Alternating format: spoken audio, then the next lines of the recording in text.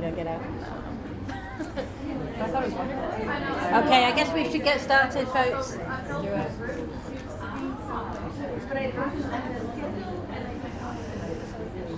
So hi and good afternoon, everybody. Thank you very much for choosing to come along to this session.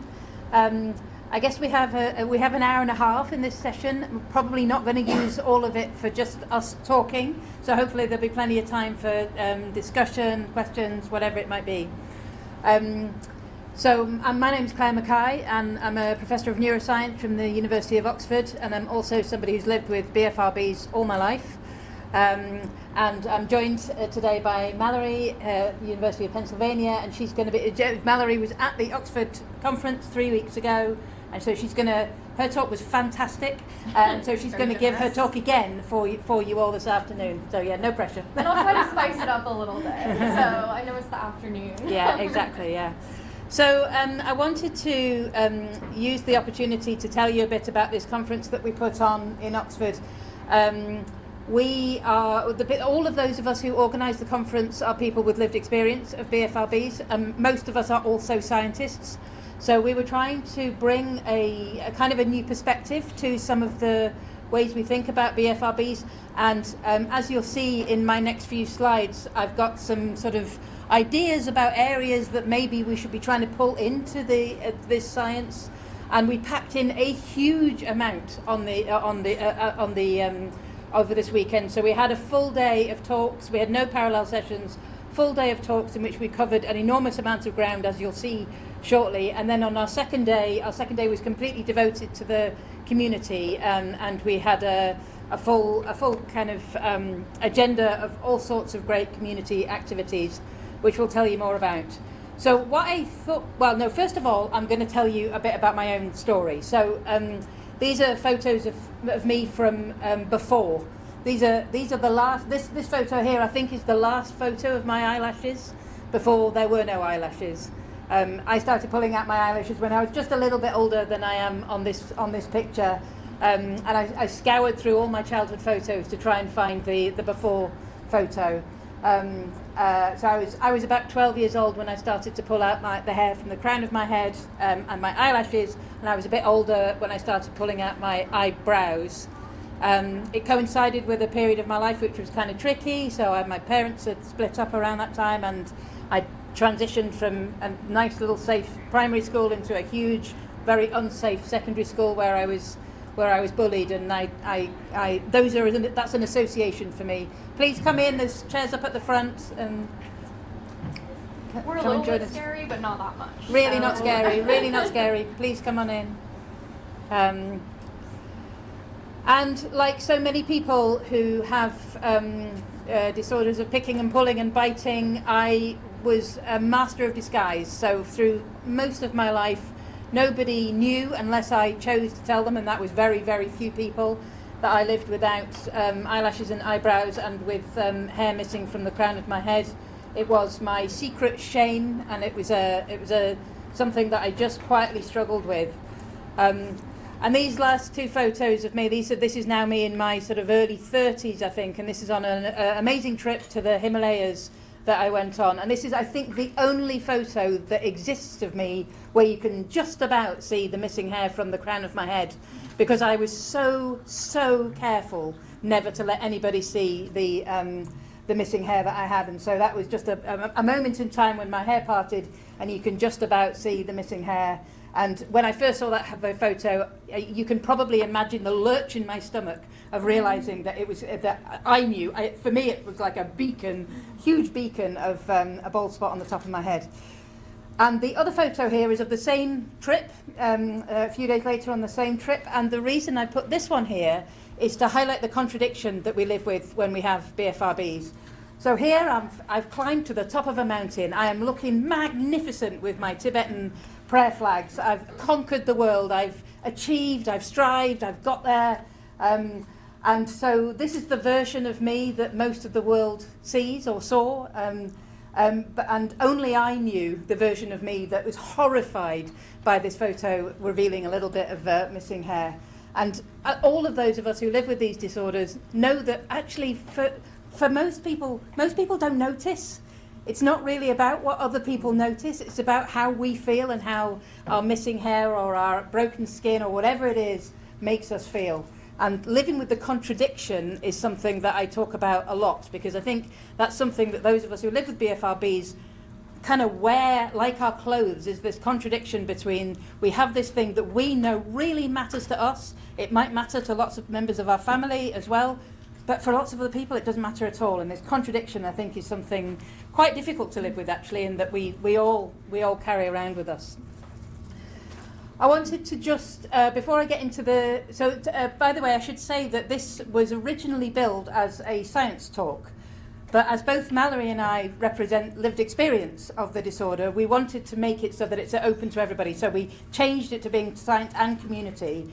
There will be some things that I say that might go a little bit over your head, but try it. Just let it go float over mine too. So you know, go over Mallory's too. possible. But I hope that you'll get something interesting from the bits of science that I'm going to share with you. Before I get into that, I wanted to just give voice to the stigma that we face as people with BFRBs. These are everything that you see on the slides here, and I hope you can see it, are things that I've literally heard with my own ears. So these are different groups of professionals here on the right. So at the top we have medical or clinical professionals. In the middle we have hair and beauty professionals. So I'm sure many of you dread the prospect of having to go to the hairdresser or the nail salon or whatever it might be. And at the bottom is my own community of scientists and researchers. So they've all never heard of it. I've heard from my colleagues who are my friends. It's not a proper condition, never seen a patient. It's all just attention seeking. That's my pet. Like, that's the one that really riles me up, that we do it for attention. The hair and beauty professionals have never heard of it. Somebody said to me, it's not really a hair problem, is it? It's one of those weirdo problems. And it's disgusting. I particularly heard that about nails. Those nails are disgusting. Disgust is a very strong and powerful thing to say to a person. My scientists and researcher colleagues have also never heard of it. They all often, because they've got these great big brains full of knowledge of different things, they'll say, isn't it just a version of another disorder that they know something about? Isn't it just a type of OCD? Isn't it just a type of self-harm? Isn't it just an anxiety, a manifestation of anxiety, whatever that might be? It's swept under the carpet of another disorder and not seen for the disorder that it is. And I've heard time and time again, you'll never get funding. And I'm not taking that. I'm just not accepting that that's true. What all of these people say to us is, why don't you just stop? And whenever I say this, and I look around the room, all the people with BFRBs are nodding. We all hear, why don't you just stop, all the time? And because that's the level of understanding that exists in the world, that's also what we hear from our loved ones, from our friends and family. Why don't you just stop? And as the person suffering from a BFRB, that leaves us with only one question for ourselves. Why can't I just stop? For most of my life, my only answer to that was because you're bad, wrong, weird, broken, deviant, all the awful things we say to ourselves. And there's something about getting to the age of 50 and where you sort of lose some of the self-stigma that we carry around with ourselves. I've spent 30 years studying the various diseases and disorders of the brain, so I know a bit about how brain works. I know a bit about neuroscience, but I had never ever considered that I could use that expertise on the disorder that I've been carrying around with me my whole life, because of the blanket of shame that existed that my disorder lived underneath. One day, sitting under this actual light bulb was my light bulb moment.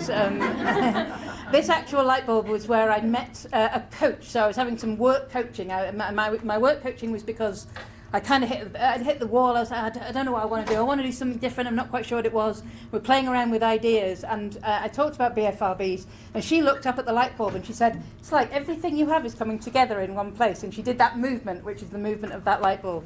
And so I went back and took a photo of that light bulb, because that was such a big part of my story. And from that, gradually was born the Trick Prof. And so I decided to out myself and call myself the Trick Prof, and use the 30 years of neuroscience that I have accumulated alongside the 40 years of lived experience of trichotillomania to try and lift the lid on BFRBs. The first thing that I did was to write a blog that we put out on the university webpage. These are my paintings, so I also paint in order to try and explain the feelings of living with a BFRB. I describe the feeling of a BFRB episode as like being caught in a mechanical claw. You know, those big claws that are used in like scrap yards. It's much stronger than me. I have no power against it. It's much bigger and stronger than me. Most of the time I don't live inside that claw. I live out in the nice sunsetty real world, but it's always lurking there in the background, and it can come and get me anytime. And this is a painting of being inside the claw. So when you're inside the claw, the feeling of being trapped, and essentially you've got to wait it out, and eventually it'll let me go, and I can go back to being out in the real world again. Alongside starting to tell my story, I also started to read the literature. So I went and read everything that I could, tried to understand the field, where the understanding in the field is around our disorders, and inevitably that meant that I learned a few things, and then I was trying to put that together with my lived experience. And rather than leave you with a page of words, this was when I initially did this, these were the three big observations that I felt from reading the literature. The first is that comorbidities really complicate the presentation. As we know from work that's been done by the TLC gang and many others, comorbidities in BFRBs, just like in every psychiatric and psychological disorder, by the way, are really common. So there are lots of there's lots of overlap with anxiety, depression. But actually, the thing that really interested me about this is that the comorbidities are really across the board. Things that we don't particularly think of as being associated with BFRBs also have quite a high degree of comorbidity. And then the other thing is, it's really important that not everybody has comorbidities. And of course, the samples in these populations are usually the clinical samples, which will be the probably more distressed individuals who find their ways into these clinics and into these studies. And probably that group of people who have no other comorbidities out in the real world is probably much bigger than it is there. But that's just a hypothesis. So I think that hair pulling is distinct, and that at least 20% of the cases are pure. And I think it's really important that we think of these disorders as being motor. Motor means movement. Motor cortex in the brain is the movement cortex in the brain. And I think it's really important that we think of the disorder as being a motor, having really a motor element. All BFRBs involve our motor cortex. It involves signals going to our motor cortex to tell our fingers or hands or whatever it is to do something. And I think that that's slightly missing from the way we think about this at the moment. The second thing, I haven't got a number two, I've got a second number one, sorry about that. The second thing that I think is really important is that picking, pulling and biting behaviours are normal primate behaviours. All primates pick and pull and bite at themselves, at each other. They do it for a whole variety of reasons. Some of the reasons that primates pick and pull and bite are about hygiene, so that means it's the immune system that's driving the behaviour. They pick you've obviously seen them, they'll comb through each other's hair looking for things, looking for interesting things. So picking, pulling, biting is normal primate behaviour. When primates are in distress, in fact when lots of animals are in distress, they overgroom. So this is a chimpanzee that's in captivity and it's pulled out a lot of its hair. So also overgrooming is normal primate behaviour when a primate is in distress.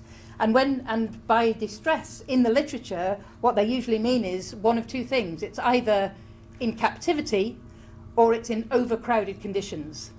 And I think to myself, transitioning to secondary school, captivity and overcrowded conditions. Could I just be a distressed primate experiencing what distressed primates feel when they're in overcrowded captive conditions? And then the third thing, of course, is that shame is everywhere. We've already heard lots about the shame today, but I think the thing that I sort of added into my thinking around this, and still a big part of my thinking around this, is that if what we're seeing is a behaviour that's caused by distress, well, shame is a really good way of keeping ourselves in distress. So could shame actually be a maintainer, not necessarily a cause of the disorder, but could it actually be part of a cycle that keeps us trapped? And of course, as we know, stigma amplifies shame. So I came up with this sort of idea, and this is literally just an idea, and I don't mean any disrespect to the many people in this conference who've done many more decades of research in this than I have, but this is just born out of the 1 year of reading the literature and thinking about my own experience. And this is quite a common type of cycle that you'll see in lots of other psychological disorders. Essentially, we've got some kind of distress leading to an urge, leading to, in our case, picking, pulling, or biting. There's some kind of brief sense of reward or pleasure, or there's a brief sense of that's positive, but unfortunately that's followed by a wave of shame, which keeps our brain in distress, which keeps us in the cycle. Now, there's a whole range of things that might cause your brain to be in a state of distress in the first place. And then the other thing that I want to bring to the party is that I think there's also a whole range of things that can cause an urge which are not necessarily initially caused by the distress. So I think there might be sensory issues, I think there might be homeostatic regulatory type issues, and then of course, if we do a behaviour over and over again, our motor cortex learns that behaviour and then it carries it out over and over again without checking with the frontal lobe whether it actually wants to do it. So I think there's a whole bunch of reasons why we might might initiate an urge or continue to experience an urge that lead to distress, which keeps us stuck in the cycle. But they're not necessarily all psychological disorder focused in the first place. There's obviously interactions between many of these things, so I've drawn some interactions between those things, and then there's the other really key bit of the phenomenology which I think is important to bear in mind, which is the trance-like state that many of us talk about, many of us experience when we're picking, pulling, or biting. So I think of that as being kind of a trap. We're now trapped down the bottom half of this circle. We're no longer checking in with any emotions. We're no longer really aware of the outside world. We're just stuck in a little cycle of urge, pick, pull, bite, relief, urge, pick, pull, bite, relief down at the bottom of here, and that's where we get kind of stuck until somehow we're released from it, and then comes the wave of shame not long after that.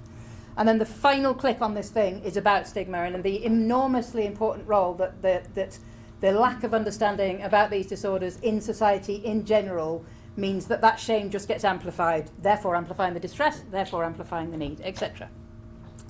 So this is just my personal thinking, and a lot of my personal thinking led to the conversations, the many fantastic conversations that I had with many fantastic people, which is what eventually gave rise to the Oxford BFRB meeting. And I actually realised I had 4 C's that I wanted to bring to the party. So the conversations are amazing, the connections are so important, that we make both the feelings of solidarity we get from each other, but also the insights we can get from each other. I really think that curiosity, for me personally, the thing that shame did to me is squashed my curiosity. As soon as shame was out the way, my natural curiosity exploded, and hence all of this stuff that you've just seen. But when shame runs the show, curiosity doesn't really get a look in. And then creativity, because ideas are creative, and creativity because I find creating, as in using paint or whatever it is to make marks on paper, I find that actually quite a good way of scratching the same itch that I get from hair pulling. So what I'm going to do now is go through, the Oxford conference was an incredible 2 days, and I've got now about 40 minutes that are left to tell you about it. So what I thought I would do is, rather than try and bombard you with, I'm still going to bombard you, but I'm going to try not to bombard you with a huge amount of stuff, and instead I'm just going to tell you about some of these really, really amazing connections and conversations that I had along the way. And so I'm going to introduce you to lots of the key people, and so some of the ideas that came from the connections that I made. And the first one, really important one that I made, is with Caroline Harbison, who at the time was a research assistant, also in Oxford. She's now doing her PhD at the University of Amsterdam. And Caroline was the first person I ever talked to, face-to-face, sitting in a coffee shop, in this very coffee shop in Oxford. She found me online, and we met for the first time in the Jericho Cafe in Oxford, and it was the first time I'd ever sat with another person talking about our uncontrollable urges to pull out our hair, And it really does change your life when you, as you will all be experiencing, many of you will be experiencing in this room, it changes your life when you get to connect with other people who know exactly how it feels. Caroline did 2 amazing things that day.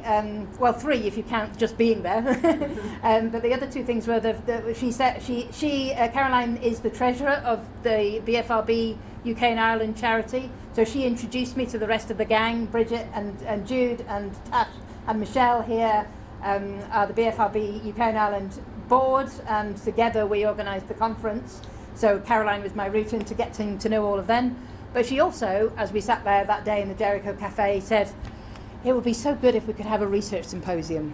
And so it was her idea that gave birth to the idea of the conference. The next person I'm going to introduce you to is I met the winter before last. So this is Professor Robin Dunbar. He's quite a famous sort of psychologist / social anthropologist. He's done loads of work in understanding if you've heard of him, it's most likely for something called Dunbar's number. He had a big theory. His theory is about how our brains are evolved for connections with each other, and that if you track through primate species, the number of connections that individuals can sustain is mapped perfectly onto the size of the prefrontal cortex in the brain. So that's what he's most famous for. But I went to talk to him because I know that he knows about sort of comparative psychology between primates and humans. And what I learned from him, and by the way, he's a fellow at Magdalen College, Oxford, and so we sat literally in one of these incredible bay windows here and had this conversation last winter. And what I learned from him was that primates I've talked about primate grooming, but what he told me is that primates spend an inordinately large amount of time grooming. So primates spend about 20% of their waking hours grooming. That means that function, that grooming function, is really, really important to them for all sorts of reasons, as I've already said. And the making and maintaining of social bonds is a big part of that. But one of the other stories that he told is that when primates get excited about something, so let's say a male primate wanders into a troop and everybody makes a big noise and everybody's kind of screaming and shrieking and excited about it, and what happens once the threat is over and they all calm down, they all just go around grooming. They groom to reset their nervous systems. They groom to bring themselves back into kind of a homeostatic, we can all just chill out now. So this critical role that grooming plays, and another super important thing that he brings to the party is this the link between grooming and endorphins. So endorphins you probably heard of endorphins as in an endorphin high that you get from running and things like that. Well, endorphins are our natural painkiller. It stands for endogenous morphine. So these are opiates we make ourselves and we use to soothe ourselves. And the feeling of having an endorphin high, you know it from if you're an exerciser. It's that feeling of being in the zone. Now, think about that feeling of being in the zone. Is that a bit like how you feel when you're picking and pulling and biting? That feeling of being in the zone. So he got me interested in endorphins, and we're now going to be thinking about an experiment to see whether we can measure endorphins in relation to hair pulling urges. Another incredible pair of connections that I made with these 2 ladies, so Jill Westgate and Professor Claire Higgins from Imperial College London. So Claire lives quite close to me, and we met in this pub called the Old Post Office in a little town in South Oxfordshire called Wallingford. And Jill was the person who introduced me to the word psychodermatology. Just put your hand up in the room if you've heard the word psychodermatology. Okay, not many. So I'm going to tell you a little bit about it. This is amazing. This is a whole field which is essentially our disorders are the paradigm example of, and yet we don't really know very much about it. So psycho meaning mind and dermatology meaning the skin. This is the incredible connection that there is between our minds and our skin. And when you first hear that, you think, what? Mind and skin, they don't really sound very connected, except when I point out that your skin betrays so many of your emotions. without any deliberate decisions being made. If you're embarrassed, your skin goes pink. If you're scared, your hair stands on end. If you're angry, you feel a kind of fizz in your skin. We feel our emotions in our skin. Our skin and our emotion system in particular are intimately related to each other.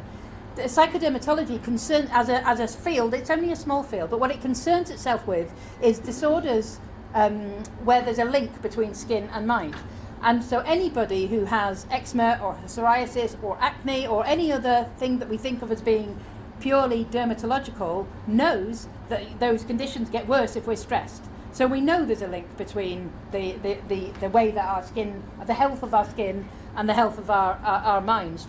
But the same is also true the other way around. So disorders that are primarily psychological, psychiatric disorders often have things that show up on the skin, rashes and itchiness and all sorts of other things. And when we think about hair pulling, skin picking, nail biting, well, those sit exactly in between a skin and a hair disorder, and yet, as we heard this morning, dermatologists don't tend to have heard of these disorders at all.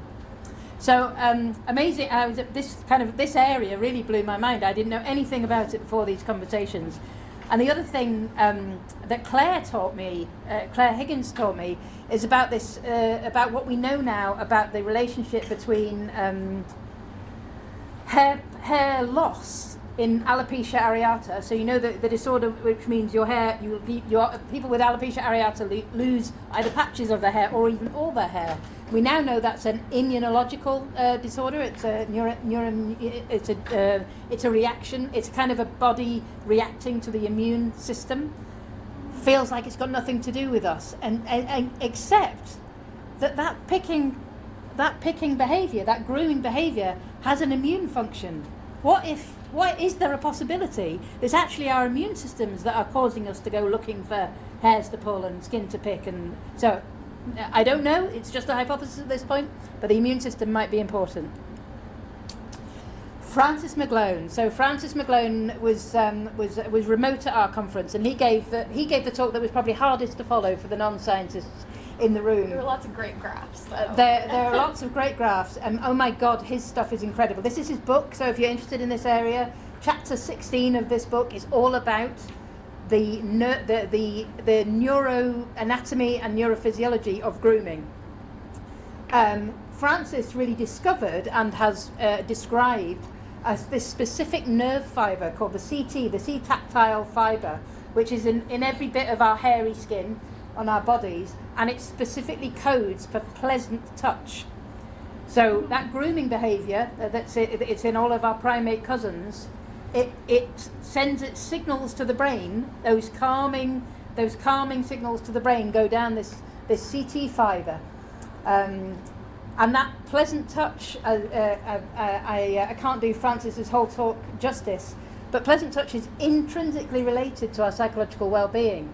And an example of that we kind of know from watching the news and stuff is, if you think about those poor Romanian orphans who were put into cots and never given any human stimulation, they just essentially don't function. They cease to function. They'll rock. They'll do anything to get some kind of touch in order to maintain any kind of psychological well-being. They don't do well. They don't do well at all. So psychological, pleasant touch, grooming touch at a particular frequency, the frequency of grooming is intrinsically related to our psychological well-being. And he and his colleagues have invented a technique which allows them to listen in to these nerve fibres. So you can have a little micro needle here listening to a nerve fibre, and then you can see what happens if you stroke, if you brush the hairs, and what happens if you pull a hair out. And incredibly, it goes bonkers. It quite likes the grooming, but the activity of this nerve fibre goes absolutely bonkers when you pull a hair out. So it's there's something there that we need to explore further. And I know I'm going too fast, and you can't possibly keep up with all of this stuff. But I also can't not tell you a little flavour of all of these exciting things that I learned. This chap is called Vlad Vyazovsky, and I met him one day sitting right there actually, this is Hertford College in Oxford, and we sat right there and had a conversation about the trance-like state that we experience when we pick and pull and bite.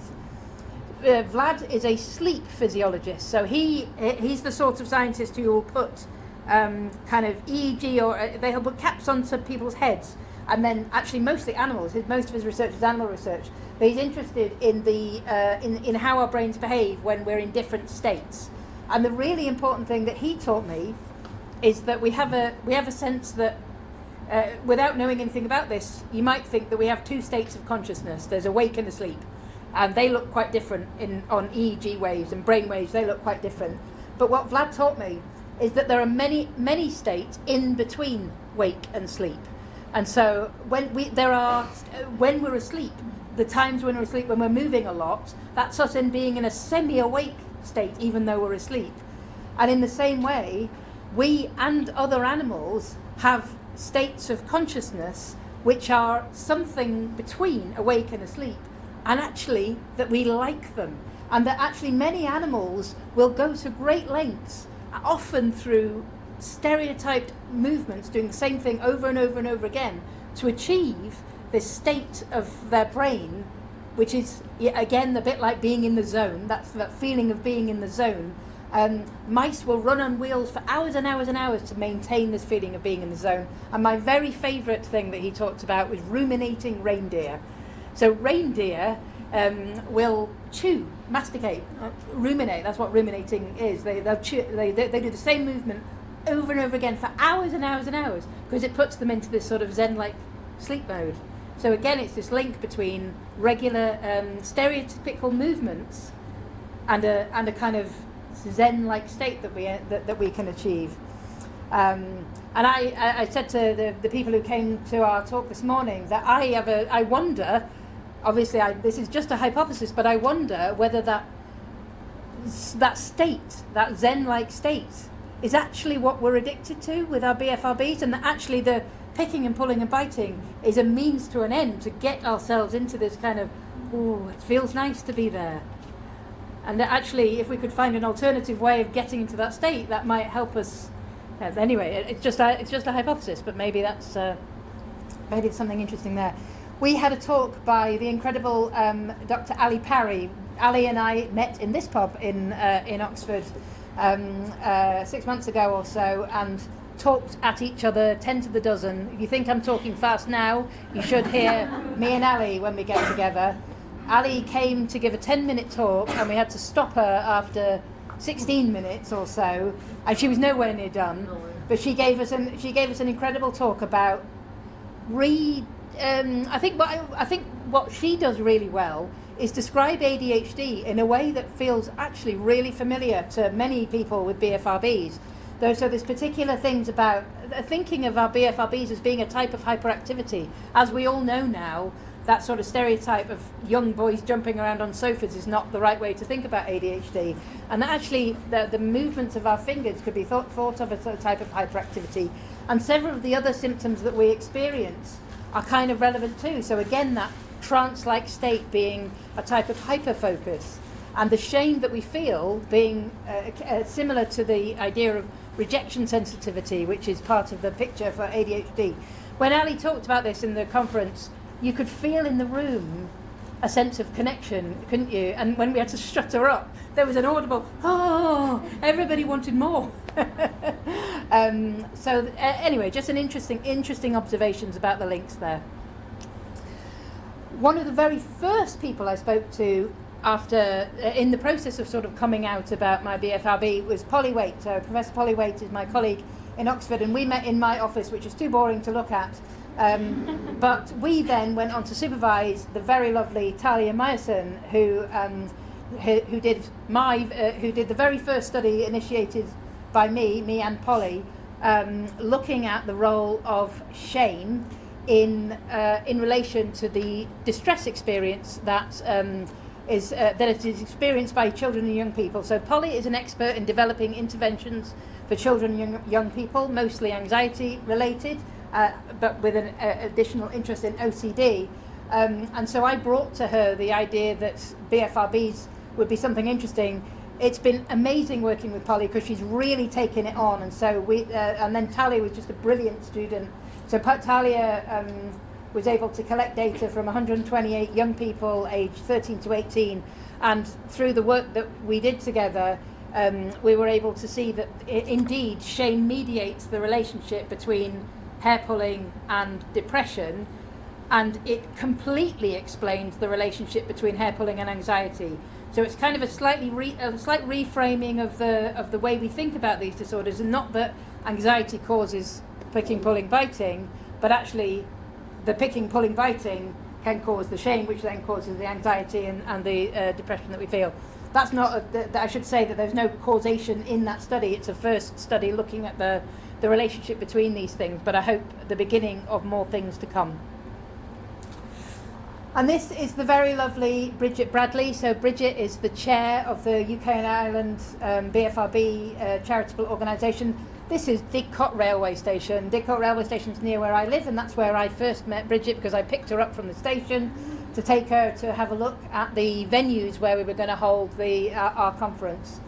But as well as being an incredible ambassador for the charity and an amazing human being, she's also a very insightful social anthropologist. So this is again a different approach to thinking about our disorders, but she really focused her PhD on understanding the impact of living with BFRBs by using very different methodology than I'm used to. So rather than questionnaires and surveys and sort of the sorts of things that we biomedical scientists tend to rely on, she uses a different research methodology called ethnographic fieldwork. And what that means is having really deep, rich conversations with people over a long period of time to gain a much deeper understanding of both the phenomenology and the impact of living with BFRBs. And she came up with this concept of biosolidarity, and I think that these conferences are living embodiments of the feeling of biosolidarity, the feeling of feeling better because we're together. And I think that's a really important thing. And she also talks us about advocacy and community and connections as being therapeutic in their own right. Don't need any additional therapy. That makes you feel better already. I also had fantastic phone calls with John and Suzanne. I didn't meet them in person until the conference itself, but we both the conversations I had with both of them were very excited. We were excited to find each other. We were excited to connect the work we're trying to do in Oxford with the TLC, and to make sure that we're all joined up and we're all kind of wanting the same things, wanting to make progress in the same ways. John and Suzanne both presented the BPMI study that I'm presuming many of you have already heard of. There was a big talk about it this morning, so I won't go into it in any detail, but this is just to say thank you to John and Suzanne for travelling all the way to Oxford to join us, and here I am back to make sure that we continue working together to grow the scientific and community around this stuff. There were many other people there talking about many other things that also feature at this conference. So I just wanted to make sure that I introduce you to Jude and her was student, now colleague, Courtney, who've done some fantastic stuff looking at the phenomenology of BFRBs and the vast amounts of individual differences in how we actually pick and pull and bite, and where and when, and all of those things, and the various ways that we have to help people. So obviously COM-B is the kind of cornerstone for the therapies that people offer, but there are other things that also come into the mix, as shown here by Pavit, who espouses a more sort of psychodynamic approach, and Anila, who is the CEO of Habit Aware that you'll have seen all over the place here, and has an amazing story to tell. I haven't got too many more of these. I'm nearly there, but there was a lot. We had brilliant talk at the beginning of the day by Professor Matthew Rushworth. He's one of the world leading experts in understanding where the motor cortex, this bit of the brain that tells our hands what to do, where it gets its instructions. And so I think that the key thing there is that we can make the assumption that it gets its instructions from us deciding to do a thing. And and as all of us with BFRBs know only too well, we don't do the picking and pulling and biting because we decide to do it. We find ourselves doing it and want to know why. And so understanding where the instructions come from that instruct the motor cortex is really important. And one of those things is about these things.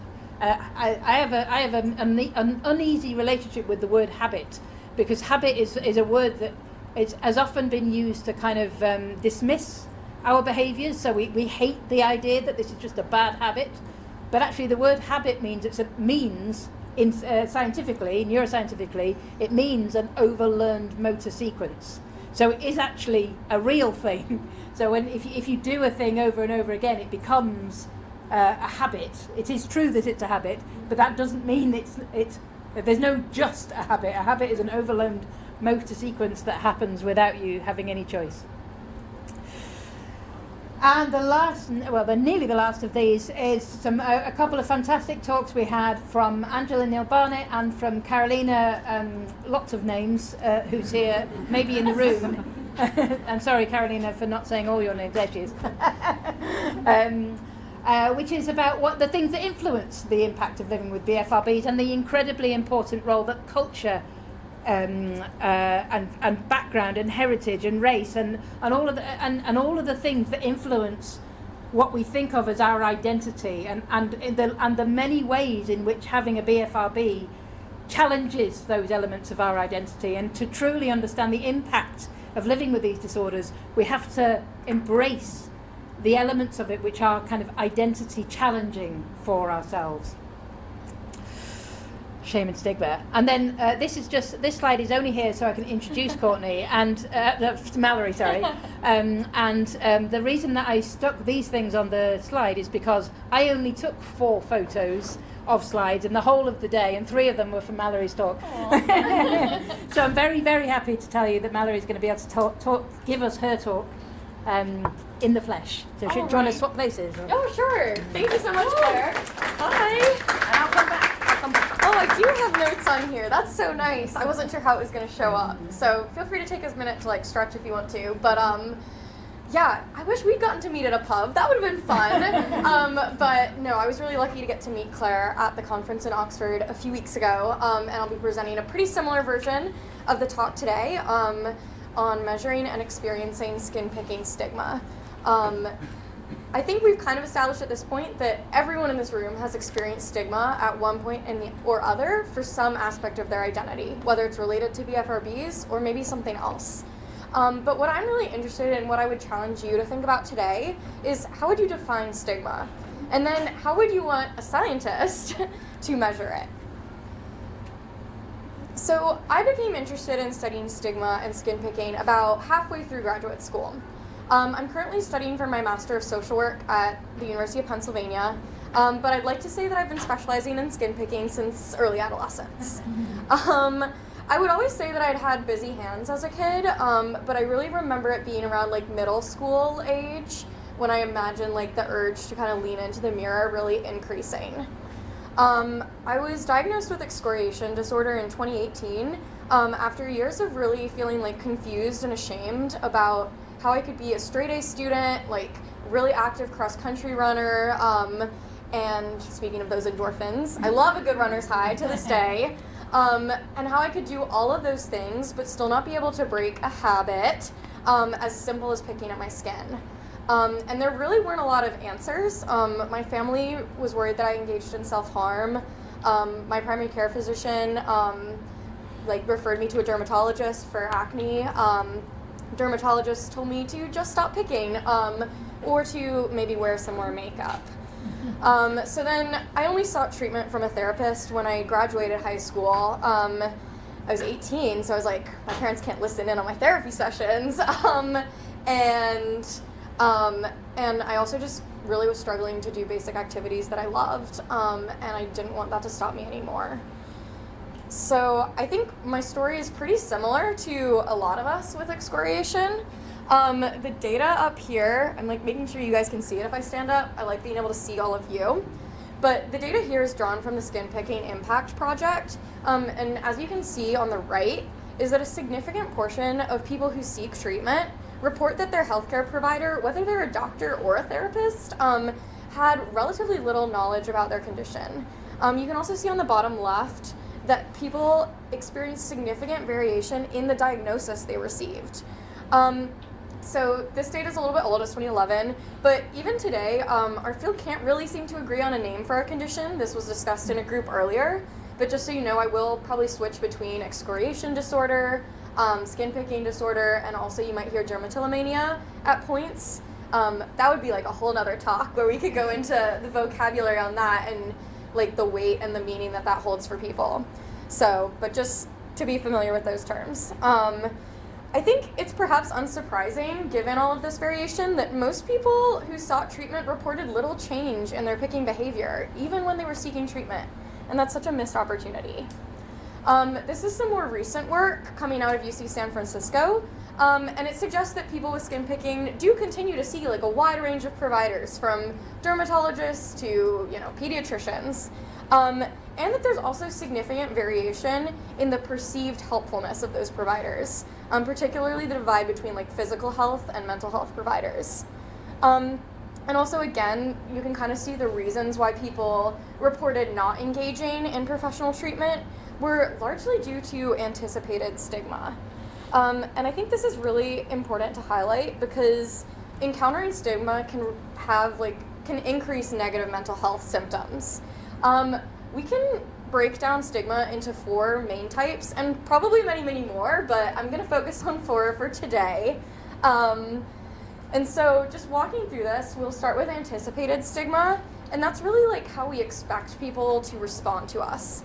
And actually there's some research to suggest that our anticipated stigma can sometimes have a bigger impact on well-being than enacted or experienced stigma. So I guess anecdotally you could think about how like maybe preparing to tell your family that you failed a test or you picked part of your skin might feel worse than their actual reaction, even if they do express like disappointment or anger. Sometimes just anticipating that can feel worse. Then we go to perceived stigma. So essentially that's how much you attribute the way others treat you to your condition. So like, let's say I'm like having a conversation with Claire and she's not making a lot of eye contact. Perceived stigma might be that like, oh, I've interpreted her not looking at me as like, oh, maybe she's disgusted by my skin. So that would be perceived. Then we go, oh, phew, we're good. We're past that. Don't worry, guys. So then we go into enacted or experienced stigma. And so that's really related to like how other people, I'll say like quote unquote objectively treat you. So on like maybe an extreme example, let's say someone doesn't want to hire you because they believe the appearance of your excoriation disorder, your hair pulling is like unprofessional. So that would be experienced discrimination and experienced stigma. And it's also pretty easy to see how we can go from enacted or public stigma, as it's sometimes referred to then be directed inwards and transform into self-stigma. Basically, you internalize that belief of, I am unprofessional, or I am not someone people want to look at. And so I think you can also see how like this can become a cycle of that when you have that internalized belief about yourself, you might be more likely then to anticipate stigma in the next that time you have like a social interaction or job interview, etc. So I also kind of want to underscore that like in a meta-analysis of a variety of different stigmatized identities, not just, they actually didn't look at skin picking, which is why I want to, but O'Donnell and Ferran found a correlation between experiencing stigma and experiencing symptoms of depression. And it's also considered that more visible conditions might have a stronger link between that like stigma depression association. And that matters to me because excoriation disorder really can like sit between the visibility of a skin condition like psoriasis and then the concealability of a mental health condition. And so I kind of would venture a guess that how might this reality shape the stigma we experience and the barriers to treatment. Because most research suggests that like less than 20% of people with excoriation have ever sought formal treatment. And then if we're putting that in context, we did hear earlier today that prevalence estimates for skin picking disorder hover between like 2 and 5% of the US general population. So math doesn't always serve me well, but I think we're talking in like the realm of millions for that. So it's like such a missed opportunity. And I really think we can try to reduce the barrier to entry by educating providers. Across disciplines, we really see that training on BFRBs is stubbornly and like woefully lacking. You can kind of see over time here, it remains pretty low. But something that really gives me hope is that in this 2023 study, Capel's team actually reported that 80% of the clinicians they surveyed had a desire for more education on how to serve individuals with BFRBs. But in order to address the gaps in knowledge among clinicians and dermatologists, we need to start upstream. So my current research focuses on identifying the presence and nature of stigmatizing attitudes among healthcare professional students, because this population is ripe with the potential for shaping the future of treatment. I've modeled my study design and instruments off of Dr. Rebecca Pearl's work on stigmatizing attitudes towards people with psoriasis. She looked at a population of medical students and then just the general public, and her team found that both groups did hold certain stigma and stereotype people with psoriasis, but she found that the medical students actually reported on average less stigmatizing attitudes than the general public. For my study, I've chosen to focus not on the general public, but on 3 groups: medical students, dental students, and social work students, in order to develop insight into how physical health practitioners may perceive people with excoriation differently to mental health practitioners in training.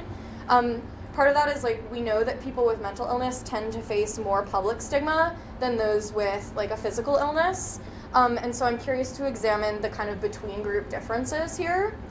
And I've also chosen to focus on people who are still in school, because those are the people who I believe it's like more likely to reach and access in terms of training, because they're still in school, they're still receiving education and programming. So my study uses a quasi-experimental self-report methodology. It's hosted on Qualtrics. These are just like a screenshot so you can get a sense of what it looks like as a participant. All participants view a series of 10 images. Each image appears on the screen for 5 seconds. They also read a short passage that just informs them of what excoriation disorder is. All the images from the study are taken from DermNet, which is an online free database of skin conditions that's created by healthcare professionals. And I also want to pause here. I decided to include photos. I had some back and forth from my research supervisor. They are free and open to the public, but even when I was preparing this presentation, my research supervisor at school had questions about whether it would be too scary to show images of skin picking to the public, and I decided that it was important to show as something that people deal with and clinicians will and should be prepared to see. But I also want to acknowledge a real lack of racial and ethnic diversity in the images that are publicly available. I was using a public domain dermatology source, and I was also replicating the conditions of a prior study, but I think there's a real need for increased diversity among our subject groups, and I don't want to move on from this presentation without mentioning that. So that's certainly a limitation here. And then after kind of viewing this series of images, participants respond to a series of questions that ask about their perceptions of the people in the photos. By a number of questions, I mean kind of adapted versions of these 4 scales. One of my med student friends who was testing this out for me kind of complained. She's like, "That's a lot of questions, Mallory." And I said, "You took the MCAT, you can answer questions." But I will take a second to break it down here briefly. Emotional response items that ask participants to rate the extent to which they feel pity, compassion, and a variety of other emotions for the people in the photos. The desire for social distance scale. That's one of our oldest measures, actually, for assessing stigma. And it asks participants to rate their desire to avoid people with excoriation in a number of different social situations, whether it's a carpool or going on a date. The stereotype endorsement scale, which it asks people to rate how much they associate the people in the photos with a certain adjective, such as people with excoriation disorder, insecure, or unintelligent. And then lastly, we measure myth endorsement by asking participants to rate how much they agree with a series of statements representing misconceptions. So things like excoriation disorder being caused by poor hygiene or related to drug use. So where things stand right now, I'm looking for about 200 responses. I'm at 76 at the moment. So I'm really excited about it, but I'm kind of in a final push. So if you know anyone who fits these categories, reach out to me, and I would love to send you along the link. And then I also just kind of wanted to speak for a moment at the end about, like, why would I subject myself to, you know, hours of collecting and analyzing data about, like, stigma that people hold towards people like me. It's not everyone's idea of fun, but but I don't know, it's my idea of fun? No. So here are some of the things that people have been saying so far. There's a short answer section at the end where I ask people about their general thoughts and feelings after completing the survey, and then what additional resources they might want to support patients or clients with excoriation disorder. And so I won't read these all out because you guys can read, but I think this like really resonated with my real like motivation for the work, and ultimately like I really believe in like a vision of the future that includes psychoeducation that's tailored to the specific needs of different populations. A medical student might need a different form of education or might hold a more common misconception than, say, a social work student. And those populations need psychoeducation tools that are targeted to their specific needs and psychoeducation that focuses on like the most pressing or the most common misconceptions and stereotypes. So ultimately, I believe that by identifying the current gaps in knowledge, we can really build more effective training programs and then ultimately arrive at more empathetic treatment for people with skin picking disorder. So thank you guys for listening to my portion today. Thank you, Claire, for having me. Oops. Great. Thank you so much, Mallory. So just a couple more slides from me, and I'm going to stand now since you've shown me the way. So stigma is obviously a huge problem and a huge part of what TLC and BFRB UK and Ireland spend their time doing is finding ways to reduce stigma, to raise awareness, and to just make people feel more okay to be in the world with our picking, pulling, biting behaviours. The day 2 of the BFRB conference in Oxford was a really packed, actually nowhere near as packed agenda, a much gentler agenda that was led beautifully by Bridget Bradley, included art workshops with brilliant Liz Atkin, and some amazing lived experience talks from Anila and from Kim on Skin and from the others that you can see here as well. And it's always incredible to be in a space with lots of other people who know exactly how you feel and exactly what you have suffered from over the years. This was a picture, we asked people to stick some stickies on the window. This was my favourite one. So somebody had made up a new acronym for BFRB, which is brave, flawless, resilient and beautiful. And created this beautiful little plot, which is awareness and progress, pull free as a hair. Isn't that beautiful? Keep it on, please. Wait, you brought back to that last one? Oh, yeah, sorry. Too good. Yeah. You could also just ask me for it and I'll give it to you. And so it was hugely important to us as we developed the conference in Oxford that lived experience leadership was at the heart of it. As I said, the people who organised the conference all have lived experience, and we ended the day of our day 1 with a lived experience scientist panel, which really brought the audience into the discussion and into the conversation, and actually was my favourite bit of the whole day, was the bit where we kind of really engaged with the rest of the room. But as I've developed some research aspirations of my own, as I developed my interests, as I realised the amount of stuff that there is still to do in these disorders, I realised that there's a key problem with the research that I'd like to do, and that's getting to the people who would be potential participants in my research. And many of the clinicians in the room that have the only people who've really done any research in these areas, or have done the majority of the research in these areas, are able to recruit participants through their clinics. But I worry that that's a really small subset of the real world population with BFRBs, and it's probably quite a skewed a subset of the population with people with BFRBs.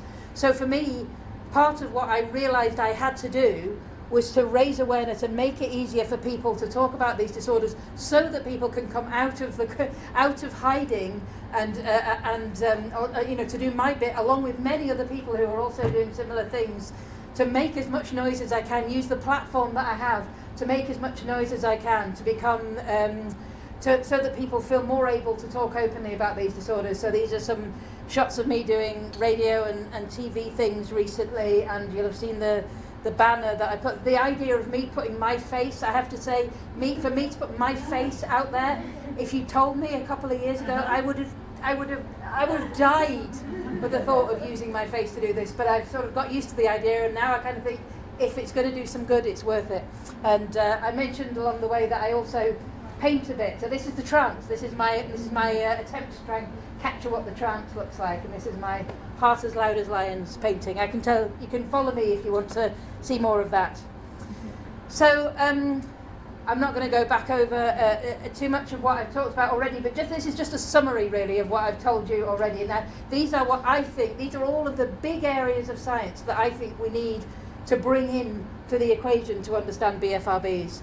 So we obviously need to know more about who, what, when, why. We already know a fair amount about that, but there's more we can and should know. You've heard me talking about how important it is to understand picking, pulling, biting behaviours in the animal kingdom.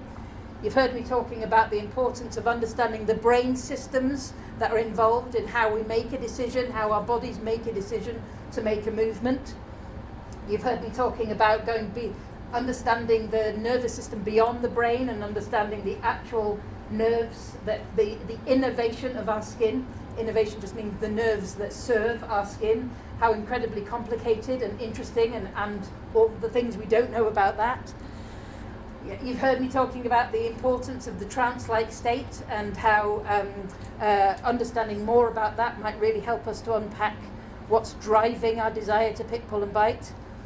And you've also heard me saying I don't think we can fully understand the impact of these disorders without leaning into the contribution of the ways in which BFRBs clash with our identities, and how those are constructed via the cultures that that are everything to who we think we are. And finally, as Mallory so beautifully demonstrated, the shame and the stigma are a big part of this disorder. Everybody who has them knows, and we have to factor that into our thinking. So thank you very much for listening. I should say, hang on. I should say that all of the videos of all of the speakers at the Oxford Conference are going to become available in the next few weeks. So again, follow me or follow BFRB UK and Ireland, and you'll hear when they become available. So you can hear a slightly slower speed version of everything that I've just told you at your leisure. Thanks very much. Thank you.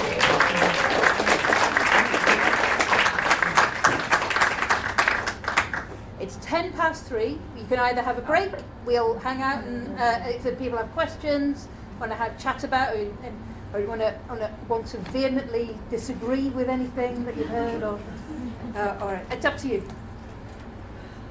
Thank Wow. you for asking all the Wow. questions. Yeah. There's so many interesting threads to pull and follow Yeah. in that. That was amazing. It's And, amazing. and all the things I've been thinking about, but I can't articulate them the way you do with your With expertise. visuals. Yeah, and also like just knowing how to frame it and like for research Well, it's good to know that purposes. you've been thinking the same thing. It's crazy, right? That's really Hi. Thank you so much for both of you for giving Yes. amazing talks. I wanted to take notes again. I was there, but I want to do it again. One thing that I think is interesting is that I encourage people to see Dr. Rachel Mills' talks today tomorrow. In fetal development, there's 3 layers, and another layer after leads to skin and brain.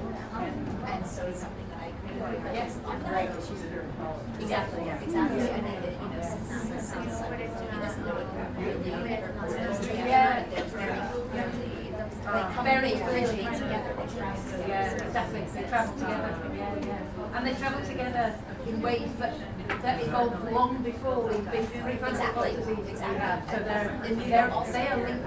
Yeah, they're ancient. They're linked to the Greek. Exactly. So I'm glad that Thanks so much for coming. I know. Loads of money.